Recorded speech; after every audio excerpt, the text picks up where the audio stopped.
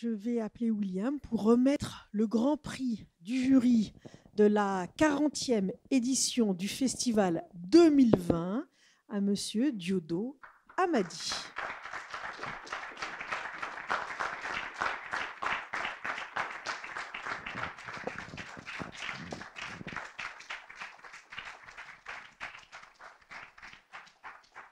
Et voilà, ce prix se concrétise par un accompagnement par documentaire sur grand écran, qui est une association qui œuvre pour une meilleure vie, un accompagnement des films en salle, et donc qui fera tout un accompagnement avec votre distributeur, la Terride Production, qui est ici, Agnès, qui représente la société de distribution, qui va accompagner le film lors de sa sortie en salle et va organiser des accompagnements appropriés en fonction des villes et des propositions. Voilà, parce qu'on souhaite que le film soit un très très grand succès en salle et qu'il puisse être vu dans les conditions normales. Fini le Zoom. Voilà. Merci beaucoup. Merci. Je vous en prie. Alors, peut-être pour commencer, au début de la présentation, vous disiez que ce film était un film particulier dans votre filmographie, aussi parce qu'il avait une résonance personnelle.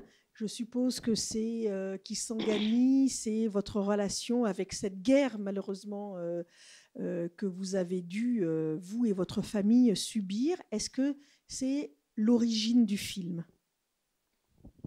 Oui, exactement. Si vous voulez, on va vous débarrasser. D'accord. De ça.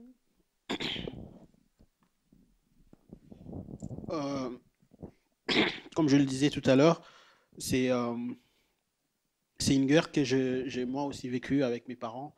J'avais entre 15, un peu moins de 15 ans, je crois. On a passé 6 jours sous les lits à avoir peur de la mort. Et je me rappelle encore à la fin de la guerre, l'odeur de mort qui a envahi le quartier, tout ça. Et seulement plusieurs années plus tard, j'avais complètement oublié aussi. Et quand j'ai rencontré cette association de victimes, j'étais assez honteux parce que je me suis rendu compte qu'avec ma famille, on avait eu la chance finalement de s'être retiré sans beaucoup de dégâts. On n'a pas eu de morts déjà, mais aussi on n'avait pas connu de problèmes de mutilation, tout ça. Tandis que ces gens-là ne pouvaient pas oublier cette guerre parce que c'était des mutilés, c'était dans leur corps. Dans leur corps, ils les portaient dans leur corps. Et c'était un sentiment étrange qui m'a habité quand je les ai vus. Et maintenant que j'étais devenu cinéaste, je me suis dit voilà, c'est peut-être aussi mon rôle de raconter cette histoire que j'ai vécue et que j'ai oubliée. Mais eux, ils n'ont pas oublié, il faudra peut-être leur rendre hommage pour cela. Et je pense que vous avez très très bien fait et que c'est un témoignage d'une grande émotion. Et surtout, ce que vous avez réussi à faire et qui n'est pas du tout évident, c'est que vous avez su garder la bonne distance avec les protagonistes. C'est-à-dire qu'on n'est pas dans le pathos « oh les pauvres, ils sont mutilés ». Mais ils ont la pleine place dans le film. Et vous avez réussi à avoir une énorme confiance avec eux, puisqu'ils finalement ils se confient. Et vous vous embarquez tous ensemble sur ce fleuve. Donc, vous quittez Kisangani pour aller jusqu'à Kinshasa. C'est quand même un très, très long voyage. Et il y a donc cette distance, cette confiance que vous avez su créer. Et également, vous n'avez jamais oublié votre place de cinéaste. Dès les premières séquences, on est dans le cinéma. C'est-à-dire qu'il y a des plans, ils sont là, qui sont très construits. Et à fur et à mesure, et quand on arrive à Kinshasa, les plans sont beaucoup plus distants, c'est-à-dire qu'on a l'impression qu'ils sont mangés par le pouvoir. Enfin, il y a quelque chose de la distance qui se fait. Bon, ils ont fait tout ce parcours, mais finalement, il y a tout ce voyage et tout ce délitement que l'on ressent. Je trouve que c'est un film qui est très physique et qui imprègne le spectateur, même si on n'a pas été victime de cette guerre. Mais enfin, vous transmettez quelque chose de très physique et c'est très rare et c'est vraiment une très très belle réussite parce que du coup, on ressent les choses en nous. Merci beaucoup. Je suis assez flatté d'entendre dire ça. C'est vrai qu'il y avait quelque chose d'emblée qui m'avait semblé important à transmettre au public quand j'ai rencontré cette association, ces membres de l'association de victimes. C'est que passer 3 jours avec eux, vous oubliez les handicaps. Donc, la première fois, vous êtes un peu gêné, voilà, quand vous les rencontrez, quand vous les voyez. Mais ensuite, tout ça n'existait plus. Ce qui reste, c'est des gens plus ou moins normaux, avec leurs contradictions, mais surtout avec beaucoup de courage, beaucoup d'humanité, beaucoup de détermination. Et cela m'avait frappé dès le départ, et j'avais envie de le transmettre, de le montrer, d'amener les spectateurs au-delà de cette apparence justement qui peut sembler rédhibitoire à première vue, mais qui finalement cache des gens d'une extrême complexité et d'une certaine beauté aussi. Oui, puis c'est un film sur la justice et sur la réparation. Alors, bien évidemment, on connaît tous, on a gardé en mémoire, surtout en France, l'histoire et l'importance qu'a eu ce qu'a réussi à faire Rachid Bouchareb avec son film Indigène, qui a fait cette fiction et qui a permis de faire changer le texte de loi pour que les combattants et les rescapés d'origine nord-africaine, donc ce qu'on appelait tout un ensemble les tirailleurs sénégalais, et puissent avoir accès à la même pension que les autres combattants de la Seconde Guerre mondiale. Mais ça a pris des années, même après le film. Ça n'a pas été juste après le film Jacques Chirac qui s'est levé en disant tiens, c'est vrai, on les a oubliés. Donc ça a pris des années, mais il y a eu cette reconnaissance. Donc je voudrais savoir si là, on voit dans votre film que ces mutilés, finalement, le gouvernement n'en a rien à faire. Eux aussi veulent oublier. Où en sont-ils aujourd'hui? Et quel est le poids, l'influence que votre film a eu, s'il en a eu un, au niveau national? Alors, c'est assez étrange ce qui s'est passé avec ce film. C'est que, comme on le voit un peu dans le film, c'est que on a été déboutés de partout où on était. Personne ne voulait nous recevoir. Aucune autorité nous a reçus. Moi, je crois autour de janvier 2019, j'ai décidé d'arrêter de tourner parce que j'ai estimé que j'avais fait ce qu'il fallait. J'avais plus ou moins ce qu'il me fallait pour faire le film. Est-ce que vous aviez déjà tourné à janvier 2019? Tout en fait. Tout ce coup, voilà. Ouais, c'est quand on était arrivé à Kinshasa. Déjà arrivé à Kinshasa. On est arrivé à Kinshasa, on a... pendant 3 mois, je les ai accompagnés dans tout le bureau et tout ça. Et ça n'aboutissait à rien. En fait, les scènes s'est répétées et je me suis rendu compte que finalement, voilà, j'avais déjà ce qu'il me fallait pour faire le film. Et j'ai dû partir pour commencer le montage et la post-production. Ils sont restés là, en tout cas la plupart, est resté pendant toute l'année suivante, jusqu'en 2020, quand on a appris que le film a été sélectionné au Festival de Cannes. C'était une première pour le Congo, en sélection officielle. Et cela a fait du bruit, surtout sur les réseaux sociaux, mais aussi dans la capitale. Si bien que les mêmes autorités, plus ou moins, qui les avaient rajetés, se sont rapprochées de victimes qui étaient encore à Kinshasa. Il y en avait encore au moins 15 une année plus tard. Et on les a rassemblés, on leur a remis une somme d'argent, je crois environ 2500 € par personne. Alors, on l'a remis que à la quinzaine de personnes qui étaient là, ouais. ou à tous les... Après, il y a eu ça. Mais au début, c'était d'abord pour le 15 qui était à Kinshasa. On les a mis dans un avion, on les a rapatriés à Kisangani. Et quelques mois plus tard, le ministre des Droits humains a été délégué par le gouvernement avec une forte somme d'argent pour l'ensemble des victimes. Et c'était environ 500 000 dollars, un peu moins de en fait, 400 000 euros, tout ça, pour 3 000 ou 4 000 personnes. Et cela ne s'est jamais fait.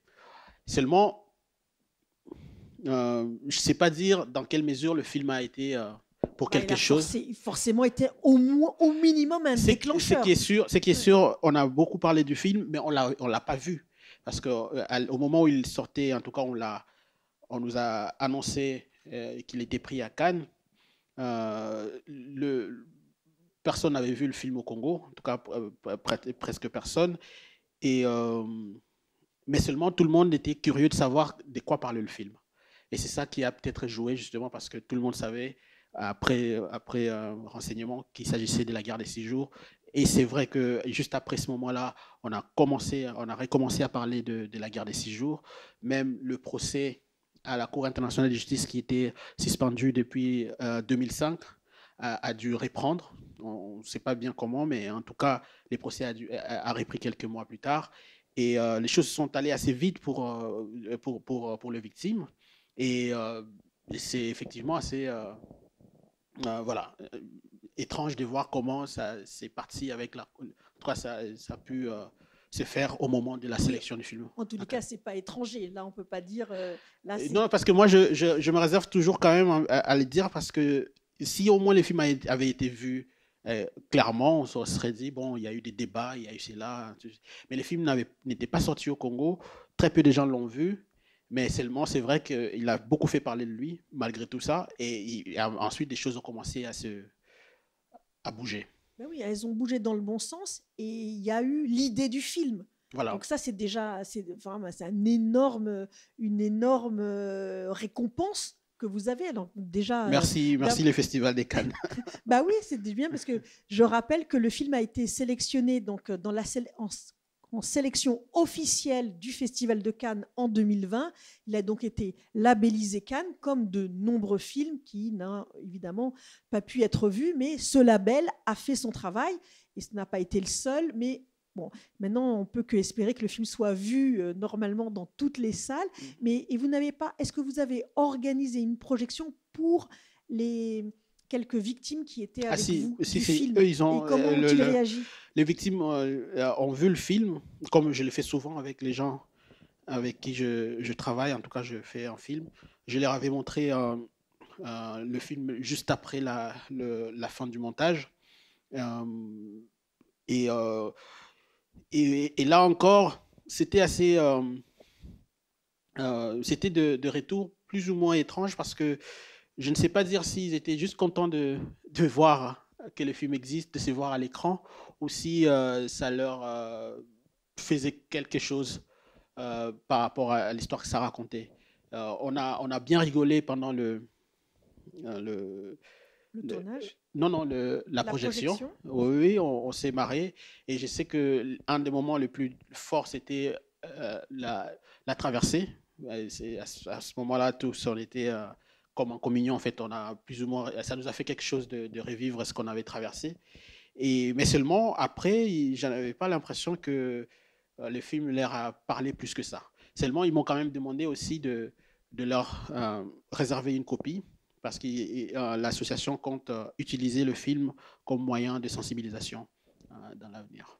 Ben oui, mais c'était difficile pour eux puisque finalement le film, ça se termine mal en quelque sorte, puisqu'il n'y a pas de réponse du gouvernement.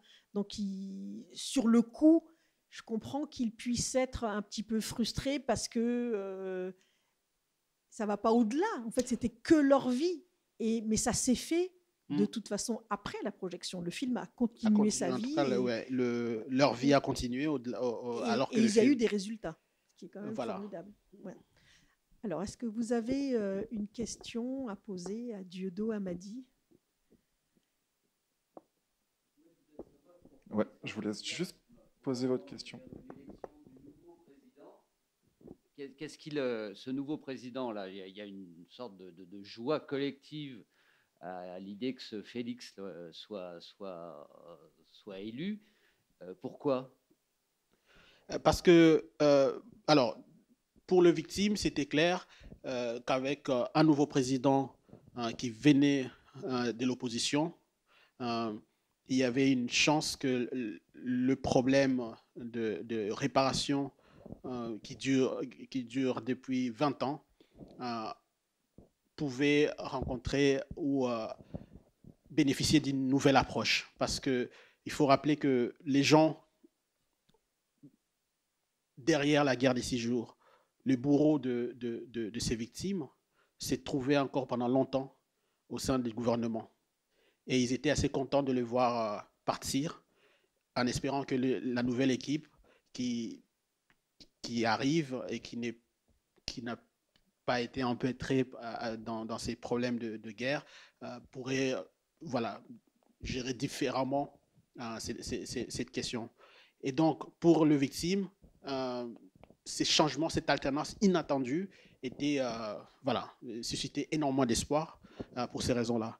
Et pour le reste des Congolais, c'est que, voilà, c'était plus ou moins la même chose parce qu'on avait ces présidents depuis 18 ans.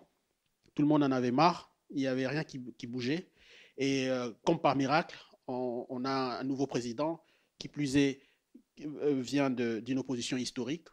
Et voilà, c'est là aussi a suscité beaucoup d'espoir et c'est comme on l'a vu dans le film. Et aujourd'hui, si vous me demandez, beaucoup de gens sont déçus de ce qui a pu suivre, y compris même les victimes elles-mêmes, même si effectivement elles ont bénéficié d'une petite réparation, comme on l'appelle au Congo, mais le gros du problème, que ce soit en tout cas les milliards, non, c'est pas pour demain, mais sinon, même pour toute la population, la déception est assez immense parce qu'on a fondé beaucoup d'espoir sur ces renouvellements de la classe politique, mais rien n'a suivi après. Il y avait une autre question là-haut.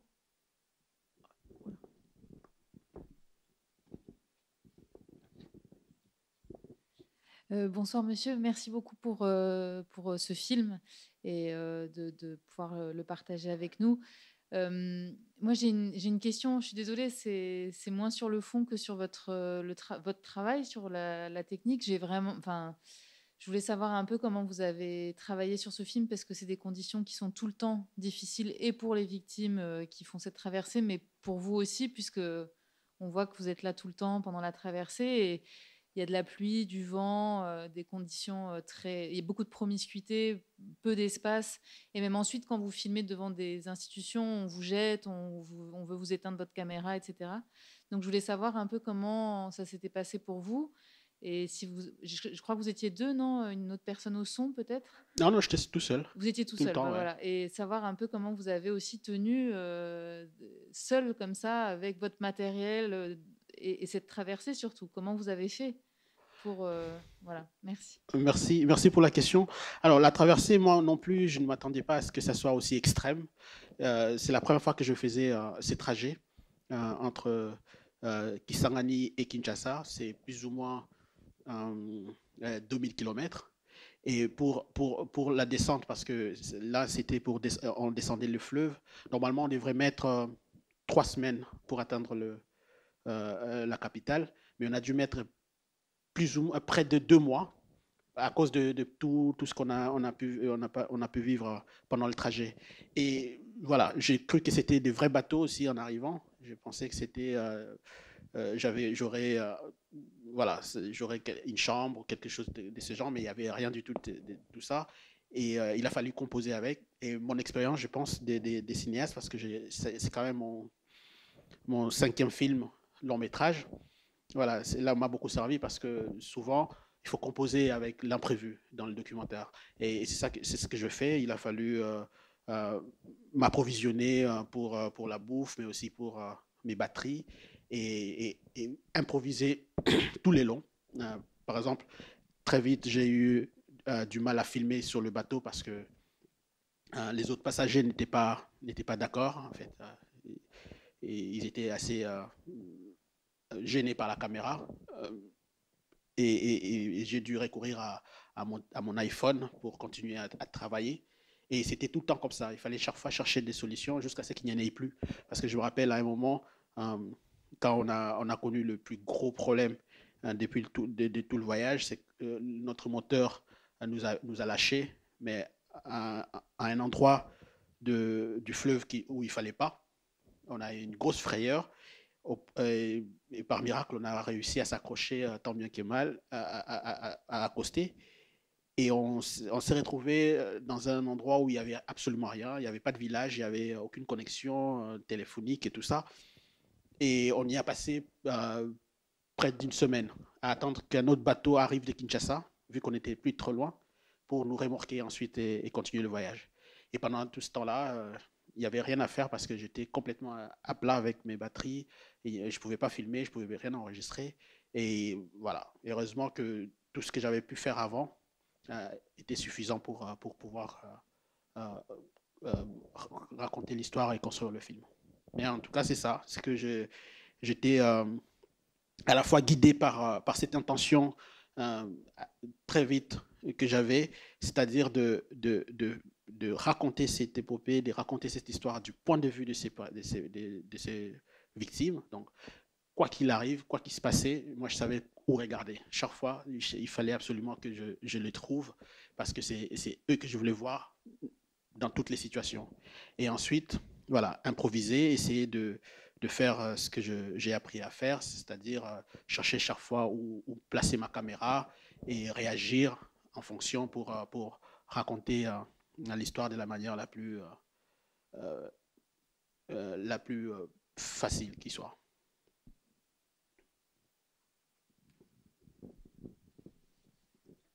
Encore une autre question?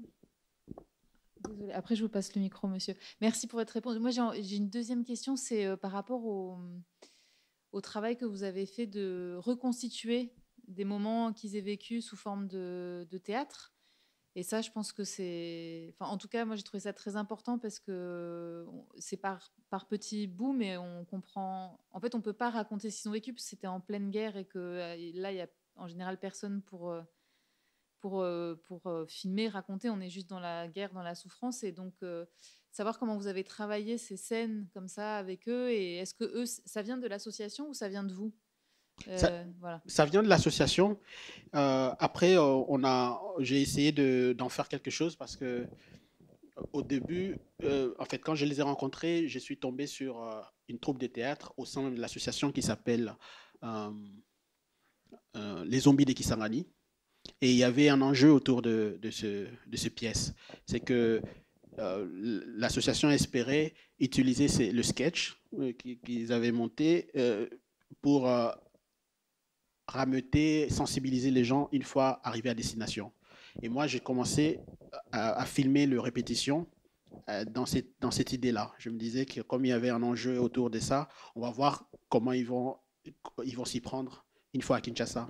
Seulement, quand on est arrivé à Kinshasa, à cause justement de la campagne électorale, de tous les chaos qu'il y avait autour, ils n'ont pas pu prester. Et je me suis retrouvé avec toute cette matière de répétition que j'avais filmée en amont et je ne savais plus quoi en faire. Alors, au montage, on a essayé de trouver dans la structure une manière de l'intégrer et pour créer justement un certain contraste entre leur quotidien et leur jeu d'acteur, parce que j'ai trouvé qu'il y avait quelque chose d'assez intéressant aussi là-dessus, c'est de le voir métamorphoser, entre guillemets, transformer une fois qu'ils étaient sur scène. À ce moment-là, ça devenait des acteurs et ils avaient une certaine façon de parler d'eux-mêmes, une attitude qui tranchait plus ou moins avec ce qu'on voyait d'eux au jour le jour, chaque jour dans le quotidien.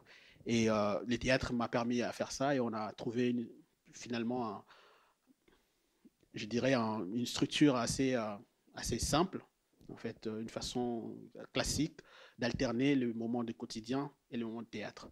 Mais c'est le théâtre, c'est ce qu'ils font toujours pour gagner leur vie. Et moi, j'ai voulu l'intégrer dans le film pour donner de l'épaisseur à leur histoire. C'est pas seulement pour gagner leur vie, c'est aussi une manière de surpasser tous les traumatismes. Au départ, c'était vivre ça. avec, Parce qu'au départ, je pense que c'était, une idée d'une femme de l'ONU qui les avait mis ensemble à l'époque, juste après la guerre. Et l'idée du théâtre était partie de là, de le mettre ensemble, de le faire extérioriser leur peine et tout ça, pour les aider. Après, c'est devenu autre chose. Quand moi je suis arrivé pour le tournage, chaque fois qu'ils jouaient, c'était pour s'amuser, pour gagner un peu d'argent, ainsi de suite. Mais ce n'était plus... ils avaient dépassé ces stades, voilà, de la douleur et tout ça.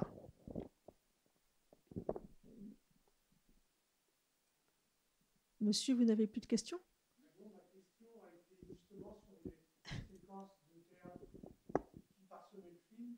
Je me demandais dans quelles circonstances elles avaient été tournées. Bon, j'ai la réponse, c'est pas question de se dire. Bon, ben on s'en va. C'est vrai que ces séquences, je me demandais comment, en de telles circonstances, ils avaient eu l'énergie encore de faire du théâtre et de s'exprimer d'une autre manière en direction du public. Je trouvais ça assez formidable. Bon, j'ai la réponse maintenant. Donc, les voir en même temps, se retrouver handicapés, musiciens, acteurs improvisés, c'était assez formidable. Ça n'atténue pas le propos, au contraire, ça l'enrichit, le propos du film. Donc, je trouvais ça très bien. J'ai la réponse. Merci. Merci à vous. Alors moi, j'ai une autre question qui concerne la suite. Je crois avoir compris que vous avez plusieurs projets à venir et que vous allez quitter le documentaire. Est-ce que je me trompe? Je ne dirais pas quitter le documentaire. Pour les prochains projets. Pour le prochain projet, ouais, j'aimerais changer un peu. J'aimerais raconter plus ou moins, parce que depuis que je fais le documentaire, je raconte la société congolaise. C'est ce qui m'habite le plus et qui me mobilise en tout cas. Et j'ai l'impression qu'après 5 films, après 13 ans, à raconter un peu comme je l'ai toujours fait, hein, parce que mes films ont plus ou moins le même style, c'est-à-dire de raconter les choses dans l'urgence et dans l'immédiat. Je me demande justement si je pouvais trouver autre chose, ou si je pouvais voir autre chose en me détachant un peu de la réalité ou de l'urgence qui se pose dans la société. Et la fiction me semble assez intéressante parce que parfois on arrive à approcher certaines vérités par la fiction, chose qui m'est peut-être parfois difficile avec les documentaires. Il y a des choses qui ne me sont pas accessibles et j'aimerais voir à travers la fiction s'il y a d'autres choses à titre personnel que j'essaie de comprendre dans mon pays, dans la société congolaise, si à travers la fiction je pourrais y arriver ou pas. Donc. Mais nous, on est convaincus. Avec tout le talent que vous avez, ce sera merveilleux. Merci, merci. On ne peut que vous encourager à réaliser une belle fiction. Alors, je voulais demander à Agnès de la Terrine Production de venir se joindre à nous et de nous parler maintenant de la vie du film. Quand est-ce qu'on pourra le voir dans toutes les salles françaises Alors, le film va sortir en salle donc, le 29 septembre. Ça y est, c'est officiel. C'est très compliqué cette année. Enfin, il devait sortir en mars. Il devait sortir même en janvier avant. Mais normalement, ça y est, c'est sûr, ce sera le 29 septembre. Même s'il y a beaucoup de monde qui veut occuper les écrans, nous, on va le défendre. On compte sur tous les gens qui le voient pour aussi le défendre. Si vous avez aimé le film, évidemment, en parler, écrire une critique sur Allociné ou sur d'autres réseaux sociaux ou d'autres sites sur lesquels vous êtes présents. Fifam.fr. Ou fifam.fr, voilà. Et voilà, donc on va travailler tout l'été à essayer de lui assurer une large programmation, quelles que soient les circonstances. Tout à fait. Et il sera jeudi, si vous avez des amis en Martinique. Jeudi, il fera l'ouverture d'un festival qui s'appelle Les Révoltés du Monde à Schœlcher, en Martinique. Voilà. Est-ce que vous avez une dernière question ?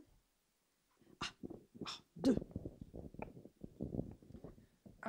À l'époque d'Examen d'État, il y avait une polémique autour du film. Je sais que les Quinois n'ont pas forcément apprécié le film en disant que vous donniez une mauvaise image de l'Afrique. Est-ce que vous ne rencontrez pas des problèmes quand je vois le sujet du film, etc., notamment avec le gouvernement, parce qu'ils sont assez tatillons sur l'image du pays et qu'on aille filmer là-bas, etc. Est-ce que vous ne rencontrez pas des problèmes à filmer? Et j'ai une autre question, une deuxième question, c'est Alain Gomis m'a parlé de votre premier film, dont le titre m'échappe, et je me demande comment on peut le voir. Atalako, ça s'appelle.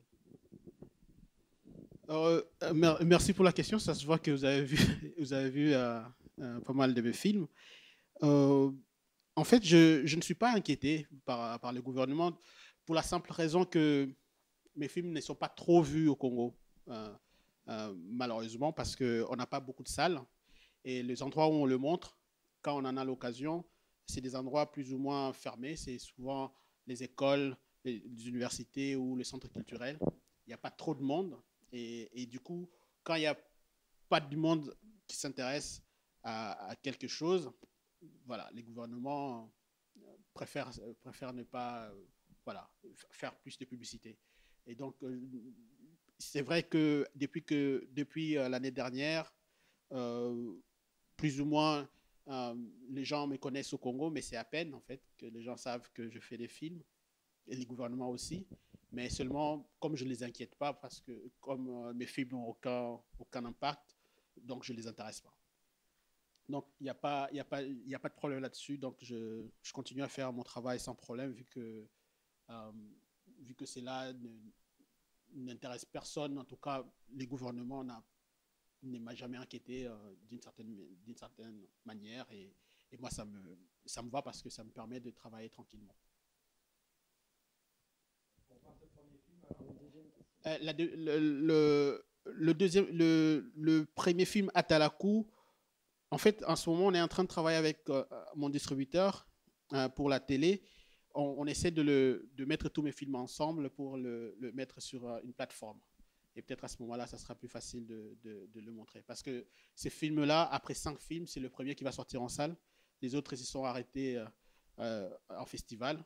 Et là, l'idée qu'on a maintenant, c'est d'essayer de faire vivre tous les autres films sur des plateformes en ligne, de sorte à permettre à un plus grand nombre de le regarder. Donc ça va venir, je crois, dans 1 ou 2 mois, on sera à mesure de montrer, d'avoir un lien pour chaque film que j'ai pu faire. Parce que pour le moment, il y a Maman Colonel qui est disponible et Kinshasa Makambo, je crois, sur Tank. Ouais.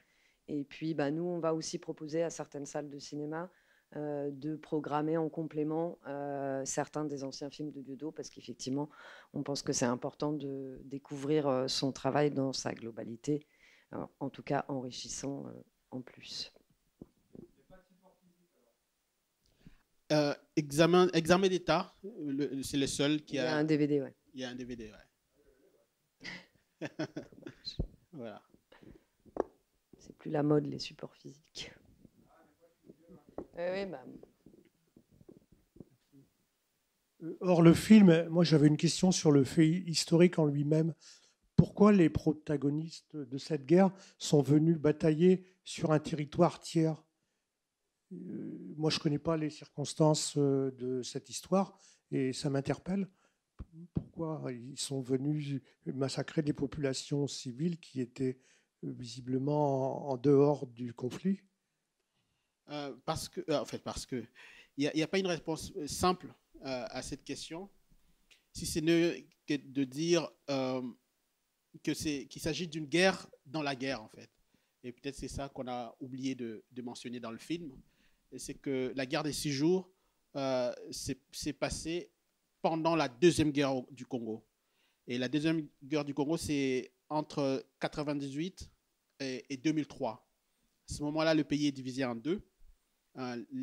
Toute la partie est est occupée par 2 rebelles, particulièrement 2 factions rebelles, soutenues séparément par l'armée du Rwanda et l'armée de l'Ouganda.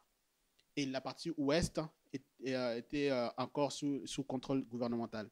Et pour les rebelles, il fallait descendre, en tout cas s'acheminer vers Kinshasa pour conquérir tout le pays. Et au moment de leur arrivée à Kisangani, les deux armées se sont croisées, les deux armées rebelles. Et comme c'est une ville carrefour entre l'Est et l'Ouest, et surtout stratégique par rapport aux minéraux qui entourent la région, voilà, la guerre a éclaté parce qu'il fallait, chaque groupe voulait avoir le contrôle de la ville. Et c'est comme ça qu'est partie la guerre des 6 jours. Pendant 6 jours, en tout cas, ces deux armées se sont affrontées. Et heureusement ou malheureusement, en tout cas, c'est au bout de 6 jours, avec énormément de dégâts, que l'ONU a réussi à rétablir l'ordre en demandant à chaque partie de se retirer d'au moins 20 km de la ville. Donc, il s'agit d'une guerre dans la guerre. Et la guerre en question, c'est la deuxième guerre, parce qu'on en a connu deux de guerres depuis 1996, et celle-là, c'était la deuxième. Voilà. Merci. Alors, l'Ouganda, c'est le seul qui a comparu à la Cour internationale de justice parce que le pays a ratifié le protocole d'accord. Le Rwanda, normalement, devait être inquiété aussi, mais comme il ne fait pas partie de la Cour internationale de justice, voilà, c'était pas possible de les poursuivre. Et l'Ouganda seul, et aujourd'hui, c'est l'argument même de l'Ouganda, c'est dire que c'était deux armées qui se sont battues. Pourquoi je serais la seule à devoir payer les réparations? Donc, voilà, ils ont été condamnés, mais c'est pas chiffré en fait. Le problème maintenant, c'est le chiffrage. C'est les chiffrages, ouais.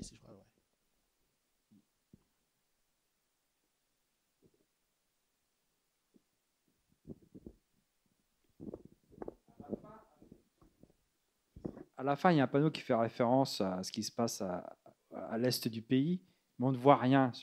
Il y a très peu de films, voire quasiment pas. Est-ce que vous pensez faire quelque chose sur ce qui se passe là-bas? Ouais, plus tard, je pense que pour l'instant, en tout cas pour moi, je ne sais pas pour d'autres cinéastes, pour moi, pour l'instant, c'est très très difficile de tourner à l'est, vu que c'est, entre guillemets, encore un peu chaud, la région. Jusqu'ici, voilà, les massacres se poursuivent. En fait, j'ai parlé de deux guerres à peine, mais en fait, depuis la fin de la Deuxième Guerre du Congo, la partie est du pays n'a jamais connu la paix. Jusqu'à ces jours, ça continue à bouillonner, entre guillemets, de ce côté-là. Et faire un film dans ces conditions est très, très compliqué. Les reportages sont en fait, il y en a plus ou moins qui sont faits, mais de films comme moi, je le fais souvent, c'est-à-dire passer pratiquement une année dans un endroit et filmer les choses, ça me paraît un peu compliqué pour l'instant. Peut-être que plus tard, voilà, je pourrais y aller, me poser et essayer de raconter ce qui se passe là-bas.